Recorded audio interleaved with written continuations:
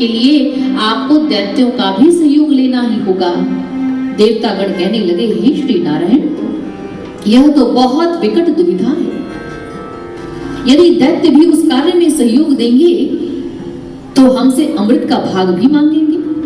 अतः हमें दैत्यों को अमृत देना होगा, तो दैत्य भी अमृत पाकर अमृतत्व को प्राप्त हो जाएंगे।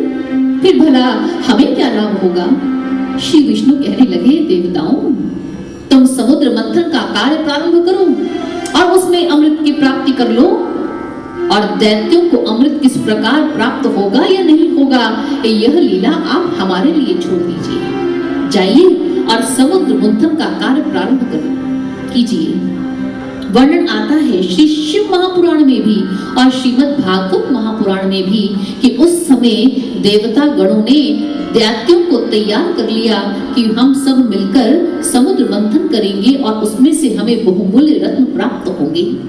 मंदराचल पर्वत की मदानी बनाई गई, वासुकी नाग को डोरी के रूप में, रस्सी के रूप में प्रयोग में लाया गया। एक छोर पर खड़े हो गए दैत्य और दूसरे पर दानव, दूसरे पर देव। दैत्य और देवों ने मिलकर जिस समय समुद्र को मंथना प्रारंभ किया, जिस समय मंदराचल पर्वत जो है मदानी बनकर के जिस समय समुद्र का मंथन करना प्रारंभ करता है, तो उस मंदराचल पर्वत के भार से वह मंदराचल पर्वत जो है वो समुद्र में धंसने लगा। उसी समय श्री हरि नारायण विष्णु जी ने कश्यप अवतार धारण कर लिया। कूर्म अवतार लेकर प्रभु उस मंदराचल पर्वत को आधार प्रदान करते हैं। एक छोर पकड़ रखा है दानवों ने और एक देवों ने। वासुकी नाग की रस्सी बना करके जिस समय दोनों पक्ष मिलकर के उस समुद्र का मंथन कर रहे हैं, कहा जाता है उसमें से बहुत से बहुमूल्य रत्न प्रकट होने लगे। जैसे जैसे समुद्र मंथन का कार्य आगे बढ़ रहा है, और कहा जाता है कि इससे पहले कि समुद्र मंथन में से अमृत प्राप्त होता, उससे पहले ही समुद्र के मंथन के परिणाम स्वरूप उसमें से कलाकूट विष प्रकट हुआ। जिस समय वहां से कलाकूट विष प्रकट हुआ, धीरे धीरे चारों ओर सृष्टि में फैलने लगा। चारों ओर हाहाकार मच गई। चारों ओर ऐसी भीषण कालिमा का वातावरण है। चारों ओर त्राहिमाम के स्वर गूंजने लगे। सबसे पहले आप सभी को जय श्री राम, हर हर महादेव। आज का ये कार्यक्रम दिव्य ज्योति जागृति संस्थान, जिसके संचालक एवं संस्थापक दिव्य गुरु सर्वश्री आशुतोष महाराज जी की असीम कृपा से भगवान शिव कथा का आयोजन किया गया है। भगवान शिव कथा वाचन करने हेतु दिव्य गुरु सर्वश्री आशुतोष महाराज जी की परम शिष्या कथा व्यास साध्वी रूपेश्वरी भारती जी पधारे हैं। आज की ये शिव कथा समाज की ज़रूरत है, जिसके द्वारा आज के युवा और आज के मानव का मार्गदर्शन होगा और मानव अपने मूल स्वरूप को जानेगा और एक सही दिशा को प्राप्त करेगा। आज का ये कार्यक्रम शिव कथा का दिव्य ज्योति जागृति संस्थान की ओर से आयोजित किया गया है। कितने दिन तक कार्यक्रम चलेगा? यह कार्यक्रम आज 26 जुलाई है।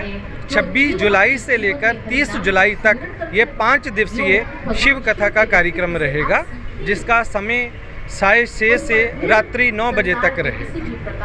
कार्यक्रम उपरांत और क्या यहाँ पर धर्म प्राप्ति के लिए और क्या क्या एक्टिविटी करेंगे? कार्यक्रम अपने आप में एक बहुत बड़ा संदेश है। मंच के द्वारा, कथा व्यास जी के द्वारा, साध्वी रूपेश्वरी भारती जी के द्वारा जो सामाजिक समस्याएं हैं, पर्यावरण को लेकर के, नशा उन्मूलन को लेकर के, कन्या भ्रूण हत्या, दहेज प्रथा, ऐसी बहुत सी जो प्रथाएं हैं जो समाज को खोखला कर रही हैं, उन पे एक करारा प्रहार है कथा के माध्यम से। क्योंकि कथा के माध्यम से बात की जा रही है ब्रह्म ज्ञान की। ब्रह्म ज्ञान का भाव है कि उस परमात्मा का प्रत्यक्ष अनुभव अपने हृदय में करना, और ये तभी संभव है जब हमारे जीवन में एक दिव्य गुरु, दिव्य सतगुरु आते हैं। उनकी अनुकंपा से हम ब्रह्म ज्ञान की अनुभूति करते हैं और अपने जीवन में मार्गदर्शन करते हैं और सद्चरित्र को प्राप्त करते हैं। सनातन धर्म की कथाएं जो होती हैं अपने आप में एक शिक्षा प्रदान करती हैं। आधुनिक समय में बात करें, जब मर्जी ये हर कथा हर समय के अनुसार अपनी एक शिक्षा प्रदान करती है, तो फिर भी इसको शिक्षा में क्यों नहीं उतारा जाता है? एक्चुअली आज समाज में ये बड़ी एक चर्चा का विषय रहता है कि आज परिवर्तन क्यों नहीं है, जीवन में ये कथाएं उतरती क्यों नहीं हैं? क्योंकि गुरुदेव सर्वश्री आशुतोष महाराज जी का ये कथन है कि समाज में अगर परिवर्तन आएगा तो वो शिक्षा से नहीं आएगा। शिक्षा एक सहाय हो सकती है, दीक्षा के द्वारा ही परिवर्तन आता है। जब समय के पूर्ण गुरु हमें दीक्षित करते हैं, भाव हमारा ये थर्ड आइज दिव्य दृष्टि दसम द्वार खुलता है और उसके खुलने के पश्चात हम नियमित रूप में ध्यान साधना करते हैं। ध्यान साधना के द्वारा व्यक्ति से लेकर विश्व तक बदल सकता है, इसमें परिवर्तन आ सकता है।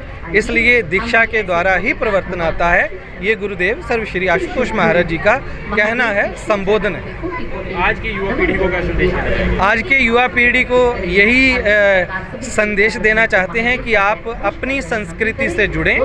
हमारी संस्कृति का जो नींव है, बेस है, वो आत्मिक ब्रह्म ज्ञान है। जब आज का युवा ब्रह्म ज्ञान से जुड़ेगा तो वो संस्कृति से जुड़ेगा, तभी युवा अश्लीलता से, नशे से, सामाजिक कुरीतियों से दूर रहेगा।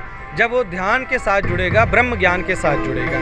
इसलिए युवाओं को हम यही निवेदन करेंगे कि आइए एक अच्छे समाज की, अच्छे विश्व की सृजना हेतु आप दिव्य ज्योति में आएं और अपने हृदय में दिव्य ज्योति को जान करके समाज में एक ज्ञान की ज्योति जलाएं।